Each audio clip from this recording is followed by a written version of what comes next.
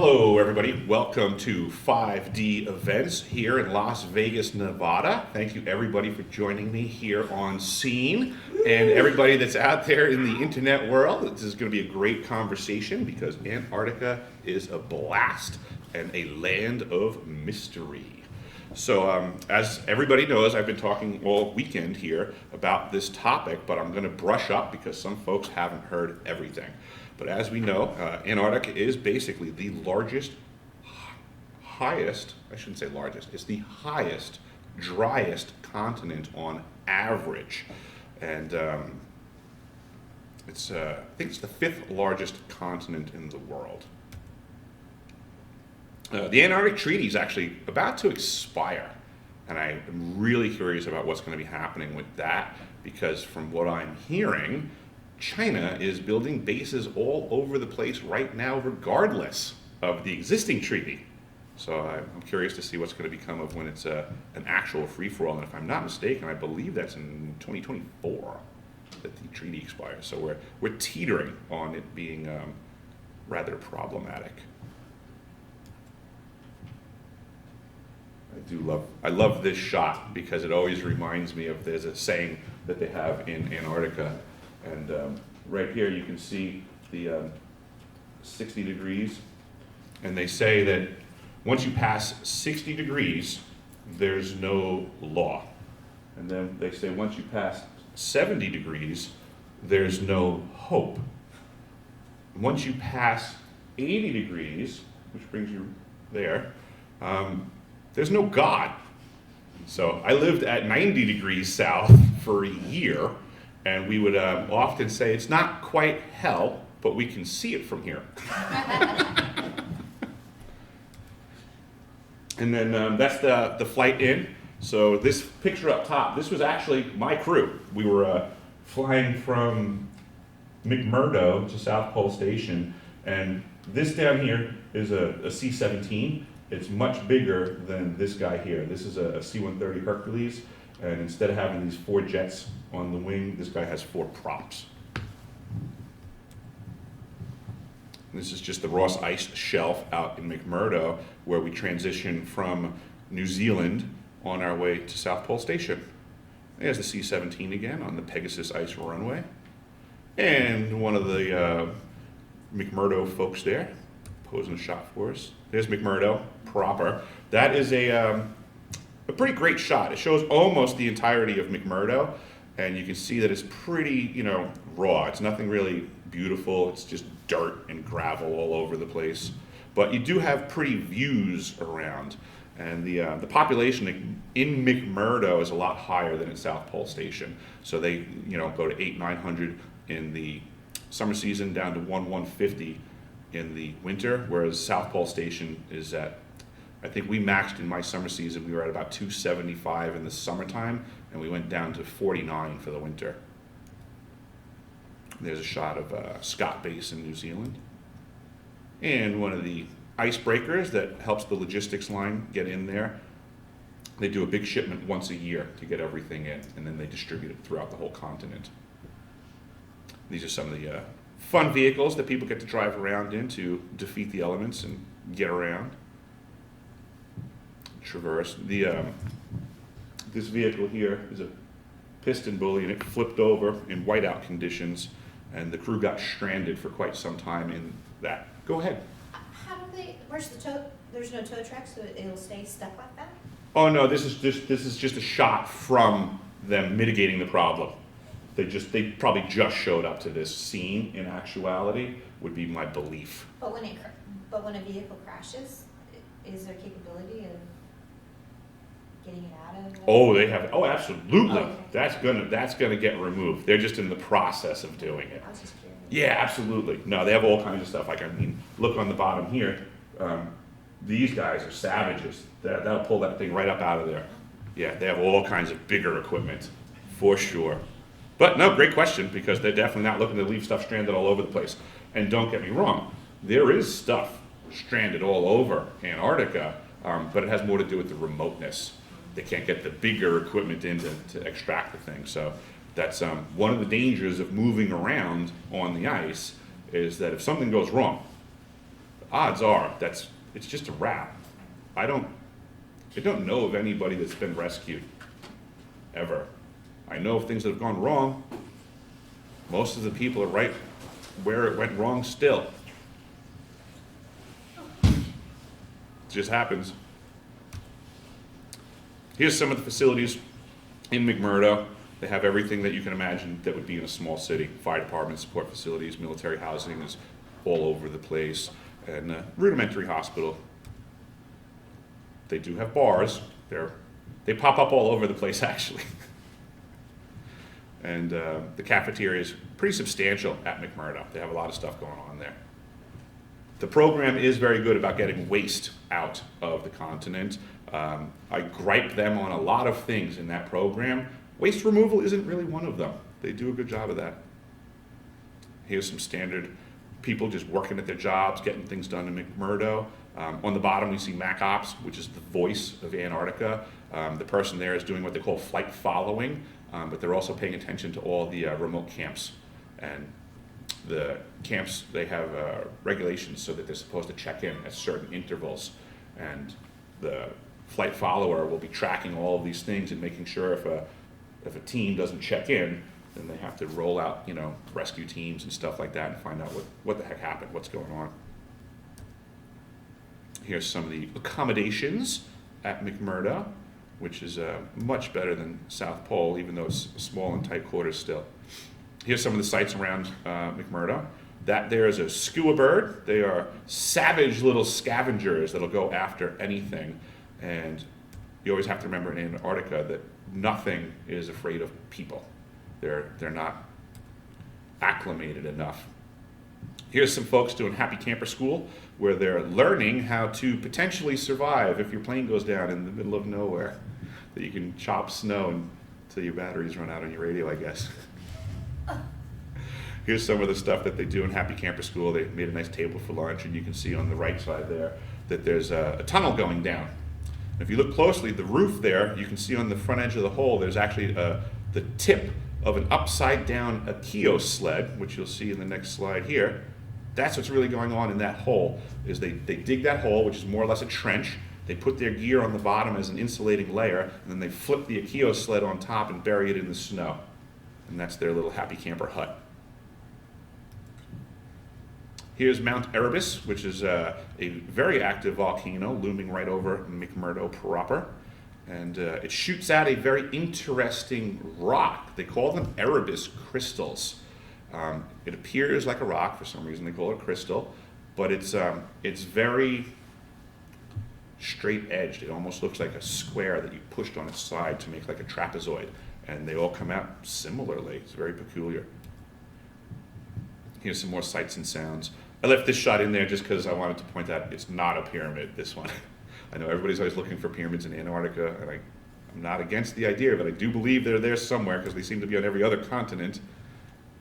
But the ice caves are more of a topic because those, we are learning nowadays, are definitely going on. There's definitely been some ice cave activity. We've heard about it historically. They talk about New Schwabenland and post-World War II activity, and it seems more and more likely that Antarctica has a lot of cavernous things below. I spoke with John Warner IV, who his father was John Warner III, previous Secretary of the Navy during the late 60s and early 70s. And prior to his recent dying, he told his son that the activities in Antarctica absolutely included submarine secret bases manufactured using steam boring drills. And when John asked his father what was the purpose of this activity, he said space operations. So that's the intel as of late and the current state of the union that's changing around us, and people are learning about what's really going on in and underneath Antarctica.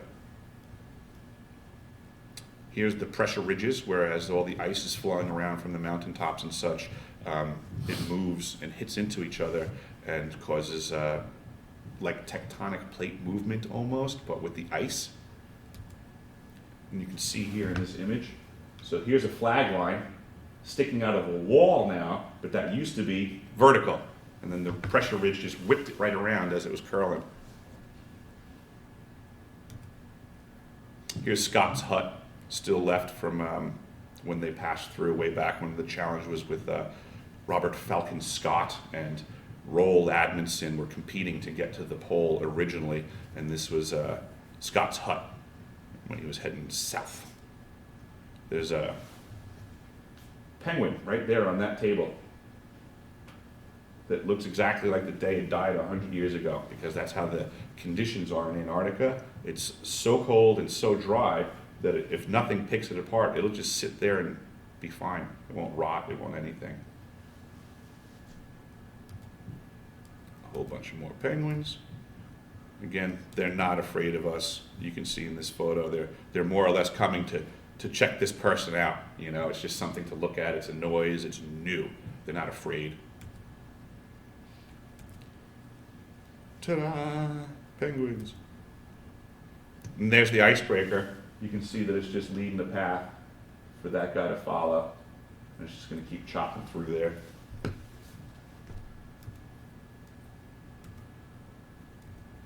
More penguins. There's another piston bully. Those are one of the coolest vehicles that I've ever driven. They're a lot of fun. I've used them up north in Alaska as well to construct ice roads on the Bering Sea. Here's what they were doing with that little shack next to the piston bully, just drilling down, doing some science, counting fish, tracking things. They do all that kind of stuff on the coast. They're big into seeing where things go. Here's a science crew that's setting up transmitters for these seals so they can keep an eye on where their migration routes are. Sleeping seal. They do a lot of stuff in the atmosphere now. The Anita project is a balloon project similar to this one, where they're putting stuff up in the atmosphere, high up in the atmosphere, and they're having this stuff just hang out over the continent of Antarctica, and they're doing deep scans in the ice, which I can only imagine is to look for the caverns below. They want to track everything under there. And now we're headed to South Pole Station. And this is the LC-130 plane that I mentioned before that we saw the picture of that was in the rear of the gear with the crew. So I got lucky that I was able to get in the front for the flight departing McMurdo to go to South Pole, and that was a blast. I was able to get a great view of the Transantarctic Mountains. You can get a great view from that flight. Going from McMurdo to South Pole, it was like a whole part of the planet that's like rare. This is the elevated station proper. It basically consists of these 4 wings and then what we call the beer can. And this beer can is a staircase. At the grade, it drops down. It keeps going.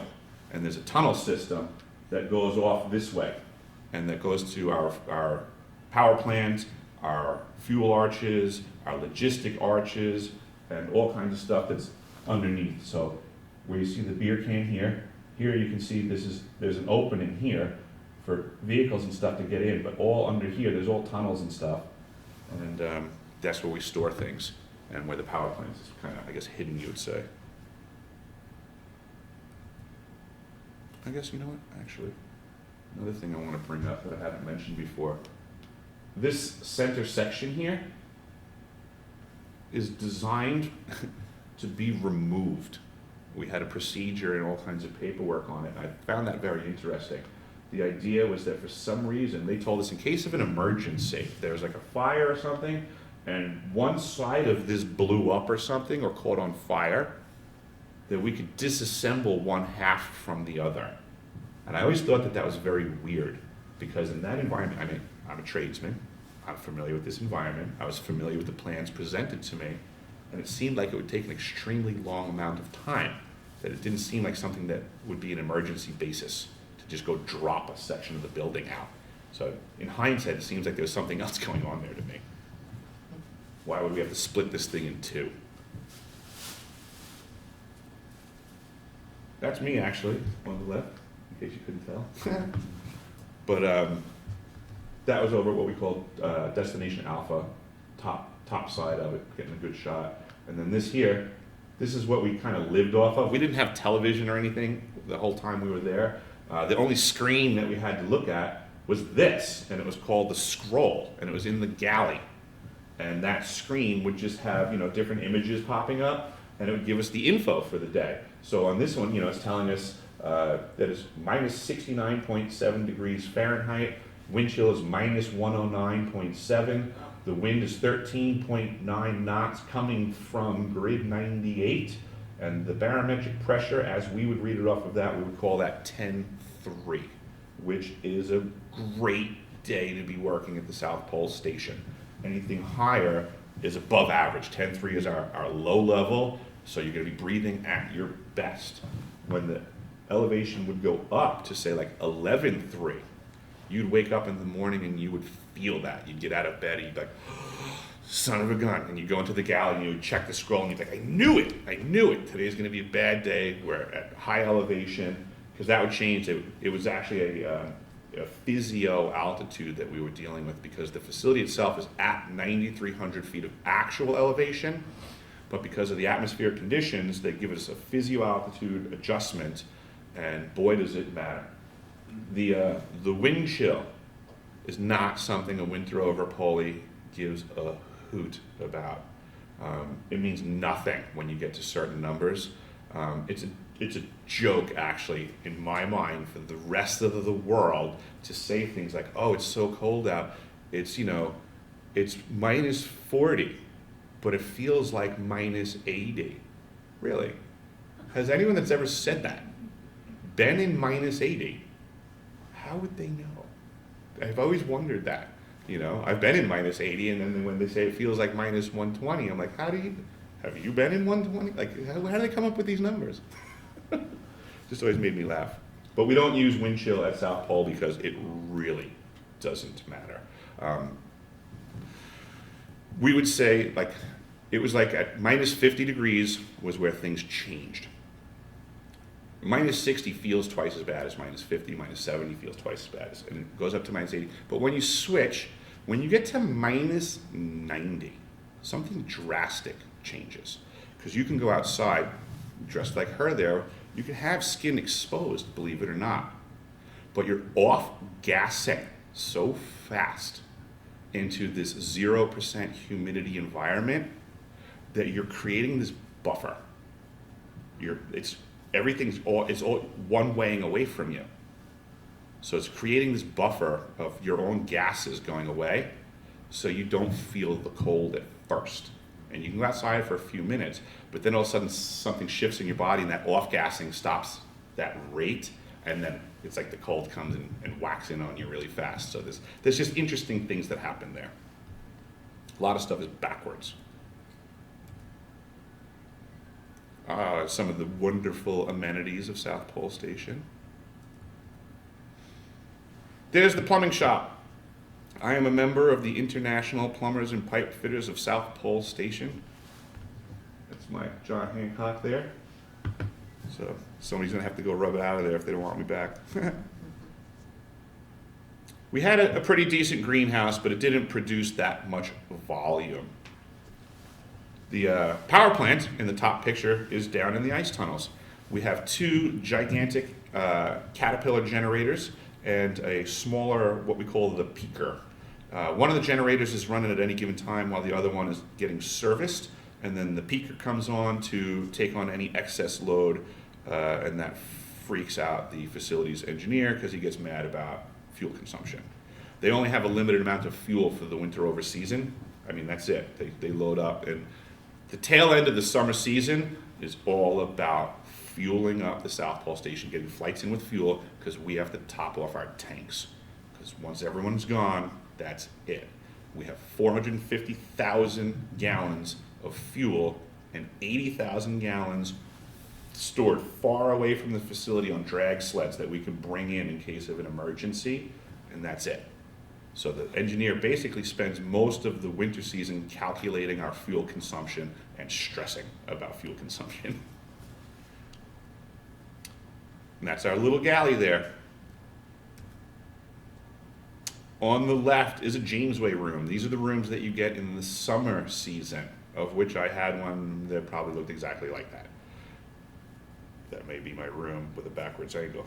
The Jamesways were Korean War insulated tents, and they got sent down to South Pole to be used, and they don't provide much warmth.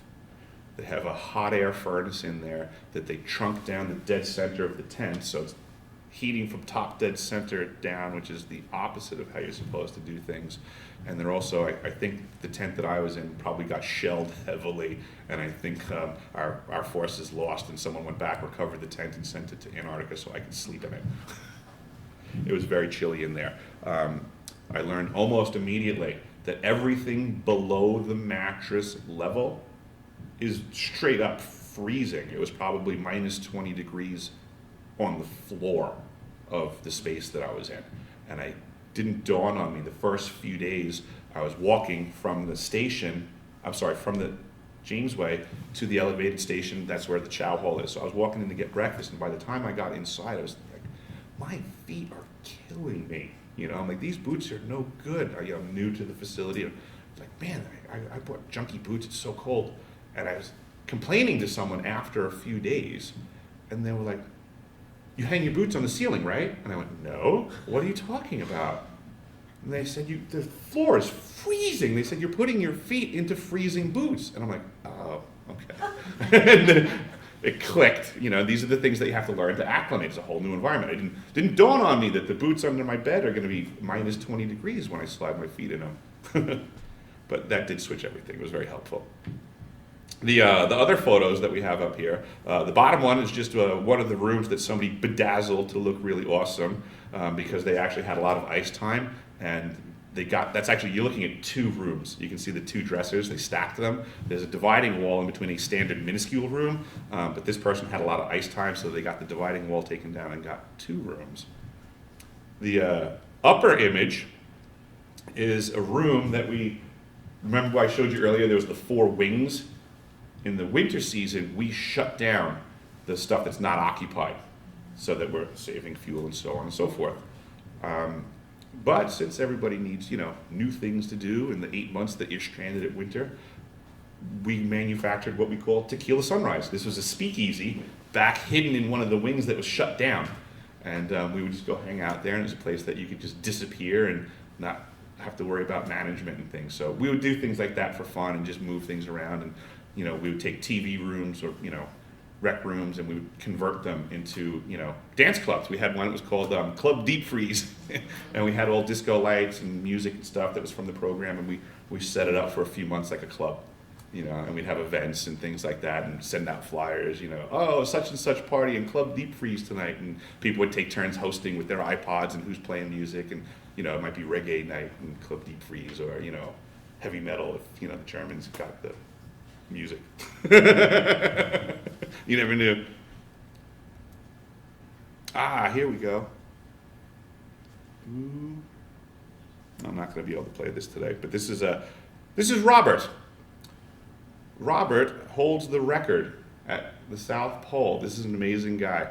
He's done 15 winter overs at the South Pole Station. One of the most amazing senses of humor on a person you could ever imagine. And here's some folks outside, gearing up, getting cold. And that's me gearing up for the cold and messing it up. The picture on the left, you can see that I'm getting iced up and I have my mask off. The reason I have my mask off is this was transitioning from the summer season to the winter season, and I was learning that the goggles they're completely dysfunctional at that stage of the game. The amount of moisture that comes out of your eyes there's nothing you can do about it. It just keeps icing up. You get a sheet of ice on the inside. There's no defog. But you'd be surprised how much your body off-gasses in that environment. And I've mentioned to folks before, the ice accumulating on you is wonderful. I know people look at these pictures and like, wow, you must have been freezing with all that ice on you. It's heavenly when you ice up. It covers you, it blocks the wind. The ice is only 32 degrees. Everything around you is minus 80, everything else is so much colder. I used to do a trick. I haven't done it in a long time. I should try this. When I first got off of the ice, when I left Antarctica, I could take a tray of ice cubes and I could just sit there and I could put an ice cube, I could melt them on my cheeks. I could just all day long, didn't matter. Cold meant nothing. Oh, ice? Sweet. But I got frost nip here in that one picture you can see on the right side. And that time I was walking back from doing my rounds, and I had totally messed up putting my gear on. And I felt like I was getting sandblasted in my face, so I knew there was a gap somewhere. I had skin exposed, and I had tried shifting things around. It wasn't working, so I thought in my infinite wisdom, I'm just gonna blow warm air up in that direction. That'll fix everything. So I'm like doing that. I'm walking, and I'm walking, and it went away. I'm like, huh? It doesn't even hurt anymore. I'm brilliant.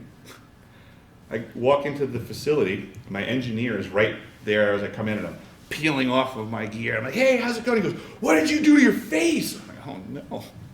I thought I did it right. He goes, no. He goes, you're falling apart. I said, oh geez. So apparently it didn't work as well as I thought, and it was just gone numb from exposure. There's a nice shot of the actual geographic South Pole there, and Destination Alpha. And that is a Ken Boric flight. That's a Twin Otter on the right, and you can see they're setting up a camp, and that's right by the ceremonial pole, and that's basically where visitors come and go. So, when people say that you're not allowed to go to Antarctica, it's completely not true. That spot right there is where they go to. Anybody can go to the South Pole Station, and that's where they go. That's the camp. If you can afford it, if you can get the flight, that's the spot they land. And that's just talking about that they're studying the atmosphere and temperature stuff, but I want to get to some of the better stuff later on. That's the South Pole Telescope. Who does have the time, actually, because we did burn some stuff on the front end, so I want to try to book to the back end. 10:17. 10:17. I do not have a lot of time, so I'm going to rip through some stuff. That's the balloon inflation facility. They do 2 balloons every single day. This is the thing that I want to talk about the most, since you didn't get to hear any of this part. This is pretty much the main reason that I came here to discuss Antarctica for everybody, because there's weird stuff going on. This is the ice cube neutrino detector. And what they're telling everybody is that it's a receiver, that it detects when neutrinos come through the ice, they contact the nucleus of the water molecule, the reaction makes a blue light flash, and then the resultant is a muon particle. So they're looking for this blue flash with this detector, and they're finding them, which is great for science. But what I've also been letting everybody know is that this device, those DOMs right there, so that's a DOM, stands for Digital Optical Module. There's 5,160 of these embedded in the ice. It's a lot. So now they drop them all down in the holes, and we can see here, this is at the ice. This is a real picture, and then they superimposed these dots just so you can get an idea of where the cables are dropping down. And then this is just artist rendition. You have the facility in the middle, and then all of these holes indicate a string or cable going down. Each one of those strings is covered with DOMs going down into the ice. This is a giant phased array antenna that transmits. That's what I have found out. It is not simply just listening to things, it goes active. Each of those DOMs can transmit up to 2,047 volts. So this thing is extremely powerful. And that's what I'm trying to impress upon people, is that there's other stuff going on at that station. There's other stuff going on. It's all kinds of places in the world. And I'm just trying to speak what I know so that other people feel empowered to dig through their paperwork, because it took me years to figure out, to find the documents that state what this thing really does. I provided it on my website at DecipheringMyExperience. In the archive section, you can go and find what's called the DOM document. I've posted it. It's right from the manufacturer's specs, so to say, when this was constructed. It's discussing the parameters of the circuit board inside the DOM, and it's just stating what it can do. Transmitting where, to whom? That's a great question, but it wasn't in the book, you know? Oh, it wasn't in the book, okay. They didn't state, well, I have a page from that book, and I'll just, I have the page, I got the page, but I don't have the rest of the book, and who knows what they're doing. That's what I want to find out, is what's really going on down there. Now that we know that they possess a directed energy weapons system, the fair question is, how far can it shoot? What does it shoot? Who are they shooting it at? I mean, these are all fair questions. I agree with you. We need to find out. In addition to this system being nefarious and not what they're telling us, I also discovered of my own direct experience that the ELF, the extra low frequency antenna system at the South Pole Station, is energized and up and running. It is not de-energized. I figured this out just through standard work. I have to go work on a piece of equipment, and I have to de-energize that piece of equipment. So I went back to the circuit breaker panel and doing due diligence. You check all of the different breakers. This one is this one is that. Oh, there's the breaker that I need. That one has to go off. Hey, but it says that the breaker next to it is supposed to be off, but that one's on. That's weird. Something's not right here. I'm a very safety-oriented tradesman. I hate getting electrocuted. I do everything to avoid getting electrocuted. So the split second I saw that this breaker is not in the appropriate position as labeled, I got my engineer. I asked questions. And I was told that that breaker is on, even though it says it's off everywhere. Even though everything in my paperwork says this thing's off. My engineer said, no, it's on. I said, why is it on? He said, I said, it's for the ELF. The ELF is supposed to be off. He goes, no, it's on. I said, but it's supposed to be off. He goes, it's on. Okay. That's the end of the story. Raytheon hired me. The station does what they do. I'm not in charge. I don't get to decide what breaker stays on or off. So I turned off the breaker that I needed. I did my standard lockout tagout. I made my repair, and I went back and I turned my breaker on, and I noticed that one was still on when I left. So that's the current state of the union for the ELF at the South Pole Station, last I looked. So I do believe that these systems do a lot more than what they purport them to do. And I believe that bad people have a tendency to do bad things when we're not paying attention. That's my understanding. So I want folks to pay attention to what's going on down in Antarctica. I want everybody to be talking about this, screaming from the hills, because the amount of stuff that's very odd around us right now makes me wonder, is this thing just cranking out a frequency right now that says, I guess I could wear a mask, it's no big deal. I guess I could wear a mask, it's no big deal. What are they pumping out? What does it mean to have directed energy weapons and mind control stuff?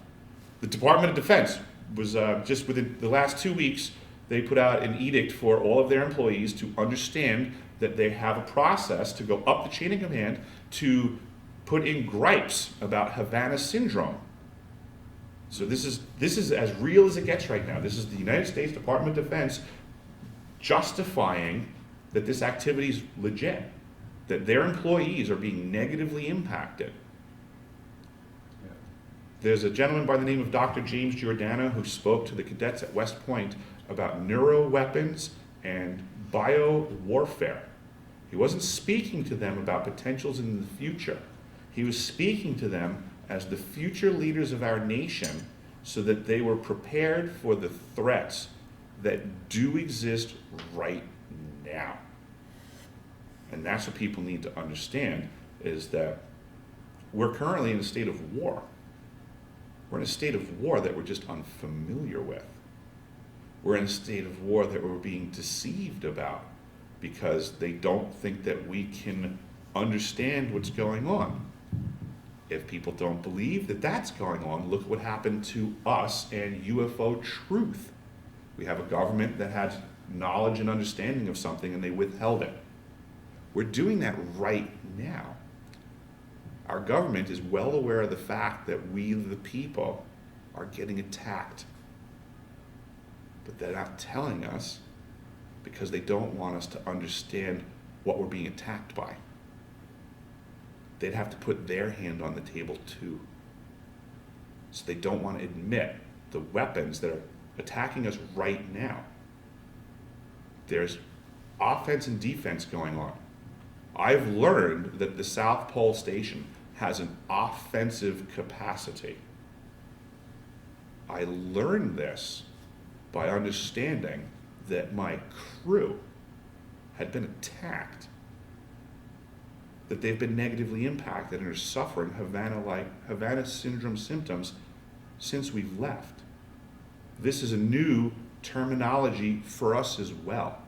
We've been dealing with the symptoms since 2010. The community is only just now starting to position themselves to be ready for the information that we have to share, because we've already been wounded by this. I'm looking around at people that are getting impacted by systems that they're not aware of, and I am. I see walking wounded everywhere. This is a different form of battlefield. It's not like your buddy gets shot in the shoulder and you can patch him up. These are not the same weapons. Learn about Havana syndrome. Talk to your friends about it. We are in directed energy weapon warfare right now. And there are many factions that have these weapons. And we need to figure out what the hell is really going on this planet. Anybody got any thoughts on that? So what's the definition? Of directed energy weapons? No, the Oh, Havana syndrome? I don't know it off of the top of my head, but I can tell you that some of the symptoms that they list are dizziness, nausea, vertigo, heating of your skin. My favorite one is strange sounds, because again, they're showing the hand but not showing their hand. So strange sounds is voices in your head. It's V2K. That's an existing technology also. So they don't want to have the DoD employees running around saying, I'm hearing voices in my head. So they list it as strange sounds. You can certainly go to your HR person, follow the chain of command, do what you have to do. Be specific with them. I'm sure they have plenty of checks to mark on the form and blanks to fill in about it. But what they're not going to do is go to the mass media and say, we have technology that can shoot a voice in your head. It changes the playing field. It's like George Carlin said back in the day, it's a big giant club and you're not effing in it. That's all that's going on right now, is there's big dogs, they're in a big fight, and we're just caught in the middle. One of the side effects is all these whales that are beaching themselves because the ELF is messing with their internal navigation system. The gentleman was just saying that the ELF is messing with the whales and stuff like that, and yep, that's on the list. It's something that the submarine service doesn't talk about a lot, but there's a substantial negative impact to the wildlife on the planet because of the submarine service and these types of systems. Because that's how they communicate underwater. Mm-hmm. Yep. Yeah, so I'm very curious how these systems also interact on bigger and smaller levels. Oh, look at Really you. quick. Ah, you got it. Because not only do these things do what they can do individually, my curiosity, the line of questioning that we need to focus on also is what these things can do as components to other systems. Yep. I'm finding out. Now you can use this. Thank you, sir. Yeah. I'm finding out, what it does right here, one shot, but I don't know necessarily how this can integrate to other components. Like I'm up in Alaska, so up in Gakona, Alaska, there's a HARP facility. Yeah. Very similar to what this can do. Because we have a lack of understanding of each of these weapons, each of these tools, we're looking at them individually. We don't understand how they work together in a toolkit. We're cracking the dam on this new technology and new methodology of war. So there's so much to learn so fast because we're in the throes of war. We're in the throes of these weapons being used against us. So it's a hard learning curve. It's like getting shot at and you're taking live fire and you're trying to figure out what caliber of the bullet is at the same time. Mm-hmm. It's rather challenging. Yeah. But this is currently where we are, and we have every single distraction being thrown at us from every direction right now. Nobody knows this is going on. Nobody's going to focus on this. The way I'm looking at it in reality, from what I've been talking about this for about 1.5 years now. From what I'm gauging, my immediate assessment at this point, this isn't going to be a topic on the dinner table for 10 years. But it will. It'll be 10 years from now before people really absorb this information, and it'll be a what happened thing. They're going to be looking back on how did that happen? Because I apologize. I've gotten this information to the world too late. Straight up. I apologize because this was going on right under my nose. And this is my suggestion to everybody out there. This is happening to you too. We're all in these facilities being lied to.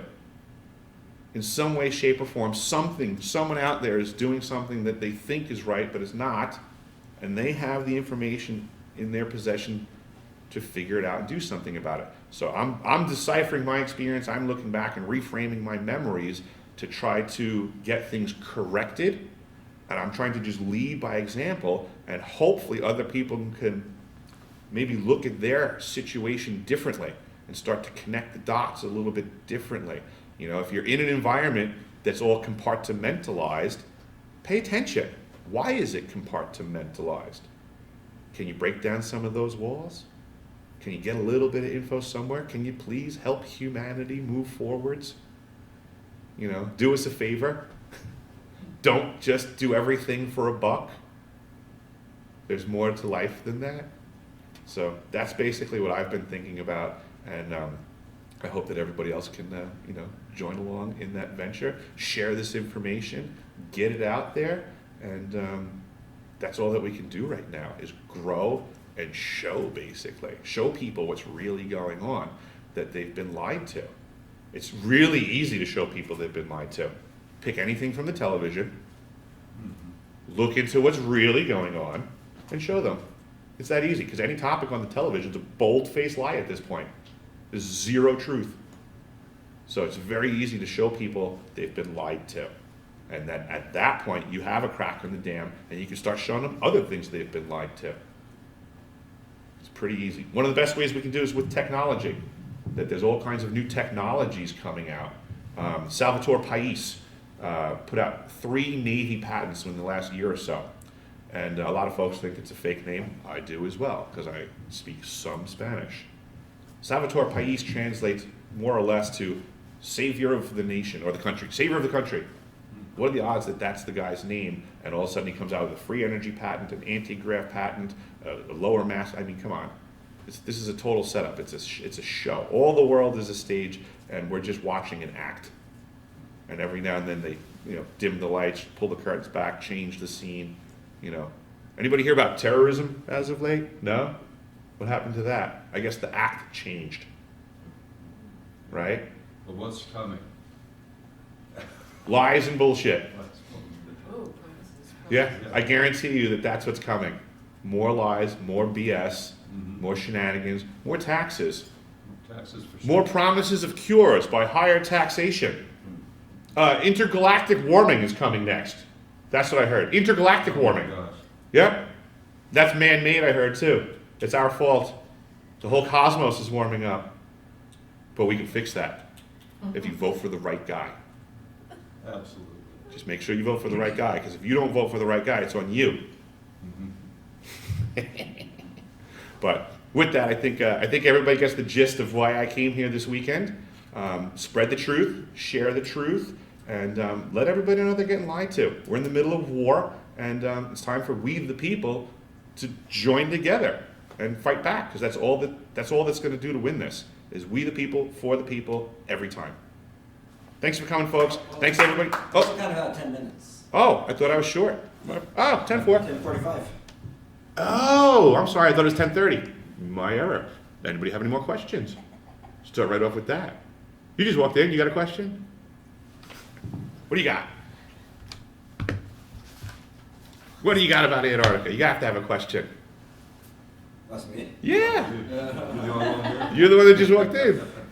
Come on. You don't got a question about Antarctica? Well, like, I'm wondering, a lot of people think that they're, the flat earth theorists kind of see Antarctica as being like a fake continent. Like it's like there's a underneath the Earth part that's not really there.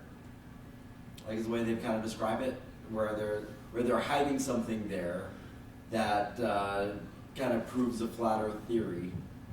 Well, I don't know that there's anything that can prove a flat Earth theory. Right. There's multiple things in there. I do believe there are things underneath the ice in Antarctica. Mhm. I don't believe that does anything to support a flat Earth theory. They may try to say that. I don't know how that gets pulled off, because I don't know what underness has to do with flatness in any way, shape, or form.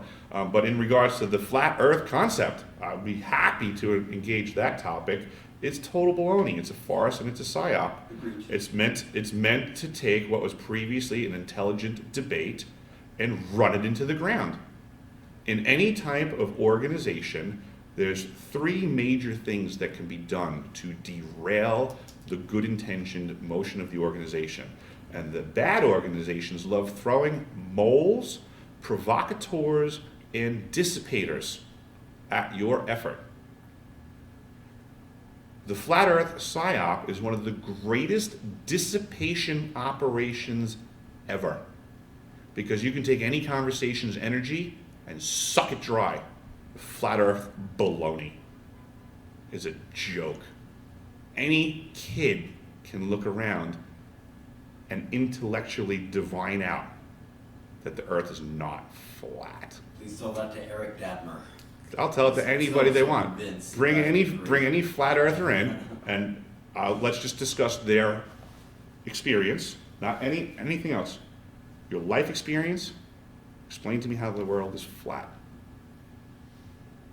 It's impossible. And my life experience, they could never negate. They love calling me a liar, but I'm simply a liar. I went to South Pole. I learned that the Earth is round, and they can call me a liar all they want. But they'd have to do something other than that to prove me wrong, because I've actually done something to prove me right. I've put effort in. I've been almost top to bottom on the planet, from 90 degrees south up to Barrow, Utqiagvik, Alaska, the northern city in North America, or US. And I assure you, my observations, I'm a reasonable person. I can see that the Earth is round through my own direct first-hand experience. No one can remove that from me, no matter what malarkey they're spewing. I'm sorry, there's enough flat earthers on this planet, I imagine they can invest in a balloon and a GoPro. If any flat earther wants to prove me wrong, rally the troops, invest in a GoPro and a balloon, and prove me wrong. The world's round, and you're dumb. So what do you think what do you think the government is using Antarctica for malicious reasons for? Why is Antarctica special for them to be drilling that deep inside? The United States government, according to the former Secretary of the Navy, which is John Warner III, who recently died, prior to dying, he told his son, John Warner IV, that during his time as the Secretary of the Navy, they absolutely were using submarines to steam drill underneath to make a secret submarine base. John asked his father why.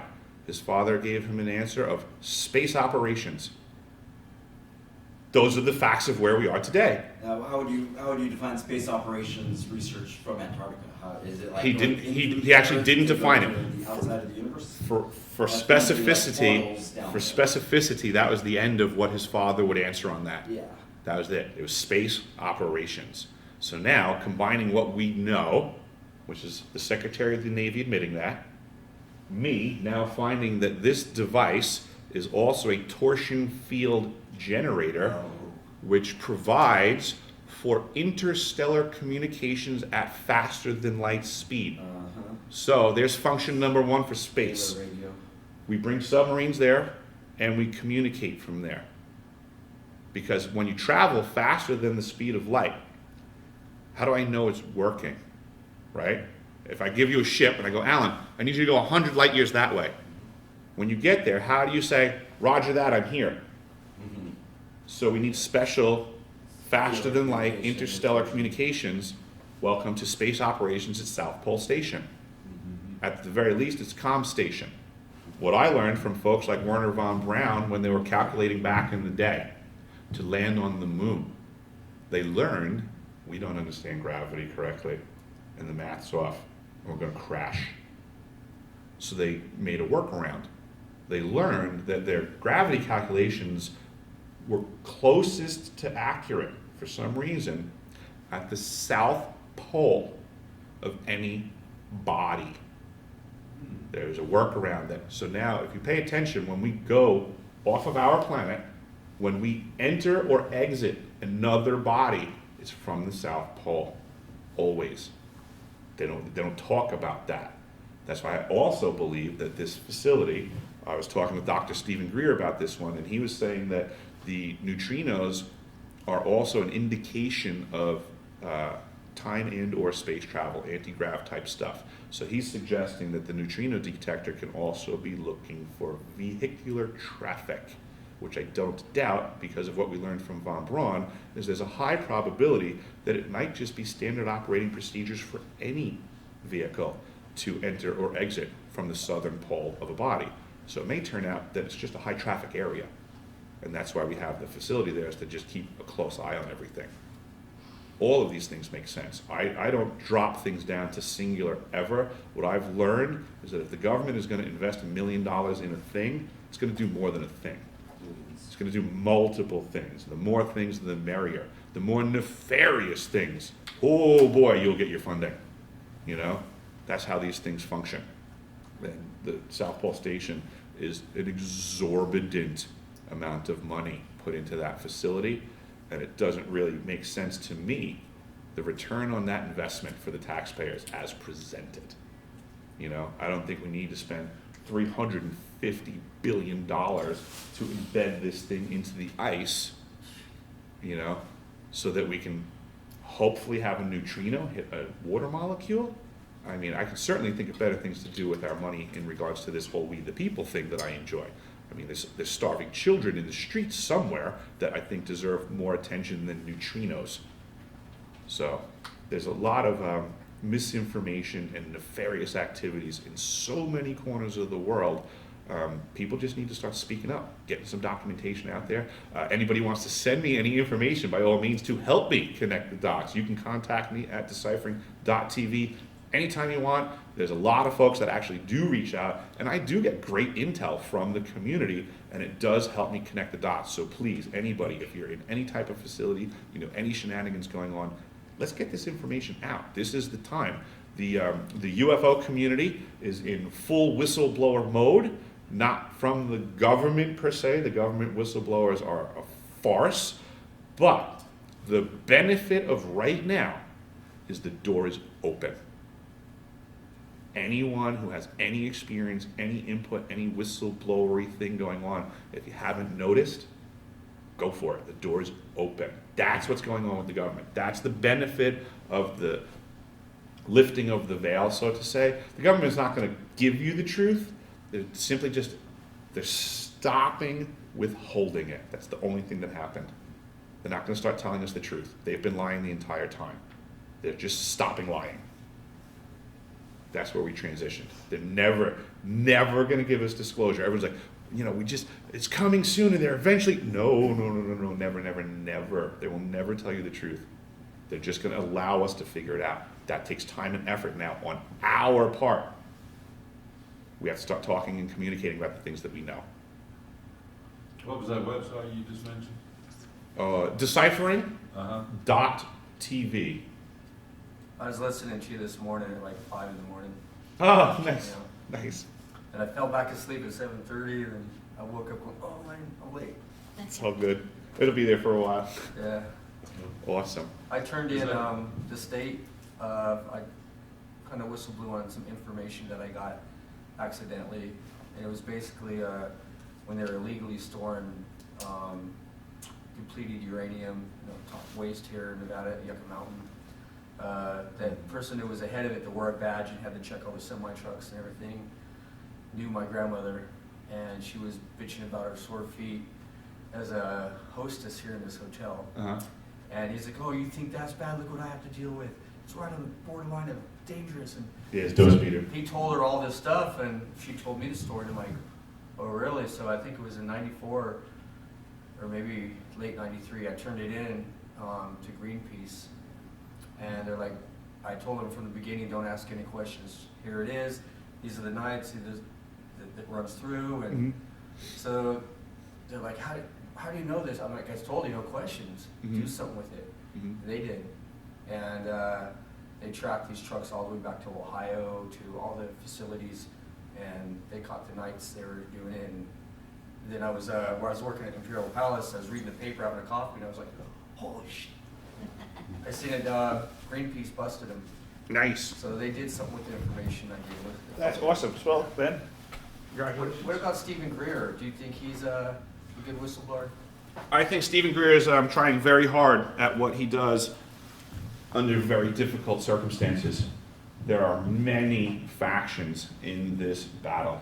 I think a lot of folks are making the mistake of trying to boil things down to make it very simple. I don't know the man well. Of what I have spoken with him, I believe he's genuinely trying to help people in very hard circumstances. He's up there. The more you run around in these circles with the bad elements, it gets more challenging. I know a lot of people criticize him for the circles that he's in, but how does he avoid the circles that he's in for what he's trying to do? Yeah, Misha Johnston's been through a lot too. Yeah. A lot of folks have been through the ringer on trying to get information out there. So my hat just goes off to anybody who's trying. I try to assess people on what I believe their intentions are and not their outcomes. I would love actually if everybody did that on a regular basis, because our outcomes fail us all the time. We don't really intend to fail all the time, but we seem to judge everybody on their outcomes when they had good intentions. It's a dangerous field too. I was accepted to be a part of MUFON, and I declined it. I didn't want to go public. I know someone who did, and he had the Men in Black visit him. That's and all his good. wife screaming in the living room. She could tell when they came home the couches were moved. And she's like, we never sit on these, why are they moved? So she lifted up the cushions, they'll dust them off and flip them, and she saw 3 black scorpions, the emperor ones, non-poisonous ones. But right as before he heard her scream, he got the phone call, and he looks out his kitchen window, he can see him talking to him as is on his phone, and it's just like they were giving him a very serious threat to shut his mouth. He's the guy who got busted with Bob Lazar. Bob Lazar got busted. I recommend people, when they get threatened, they punch the person in the face immediately. What's that? Anytime anybody feels threatened in any way, shape, or form, my response is resist 100% immediately. Don't succumb to any threat ever. If anybody gets in your face and punch them immediately. Don't succumb to any threat from anybody ever. People treat you how you let them. That's what we're suffering from right now, is this whole mindset that you can be threatened. As a collective, if we take the mindset I just mentioned, there's no such thing as a threat. If anytime anybody ever threatened someone, they immediately got socked in the face, no one would threaten people. The fact that people don't respond appropriately to threatening is why threatening occurs. Yeah, I was just That's reality. talking to Misha before I came in here, and she was telling me that, she's writing her 3rd volume, and she's just nervous that the last times they shot her with a psychotronic, I forget the word, a weapon, being weapon. I read a book once called Nothing Real Can Be Threatened and Nothing Unreal Exists. It's very important to remember that. All right, check it out. We're very powerful. You can't be threatened. It's not possible. You can only be made scared. Don't be scared. There's nothing to be afraid of. We're very, very powerful beings. People need to remember that. Stuff like this is trying to take advantage of our powers. Is that just testing the ice? I came in late. What is Nope. it? That's a directed energy weapon system that's installed at the South Pole Station that's messing with your head. So that works with HARP? It is a hot-rodded version of it. Yeah. It's more advanced. Wow. Absolutely. HARP's pretty old, so this is a Fair enough. This is a bigger, shiftier, more hidden, more powerful one. But same list of Causing things. earthquakes. Absolutely. Yep. Causes earthquakes. Yep. It's So what got nowadays- Christchurch rocked. Yeah, I mean, it's a laundry list of what we can do nowadays with a weapons system that's new to the planet. People just, they don't realize what they're up against. Yeah, I was wondering why it costs that many billions when he said that. I was like, Yeah, it's off the wall. It's off the wall expensive. There's no justification. Zero. We're like, you know, the materials and things don't add up to that much. The labor wasn't that exhaustive. I mean, when you're talking billions for construction, you need to have substantial edifice afterwards. this technology, is it from our scientists, or do you think it could be ET? It doesn't seem to me to be that very technologically advanced, so to say. It just seems to be standard electricity stuff, understanding of it, using it to the extreme, I guess you would say. Too bad we can't make a big scrambler to deflect it. Who says we can't? Of course we can. Yeah. All set? All set. Okay. Now you're- All right, everybody, thank you very much for coming today. I really appreciate it. Always check out 5D and also check out Deciphering.tv. Thank you, everybody, for coming.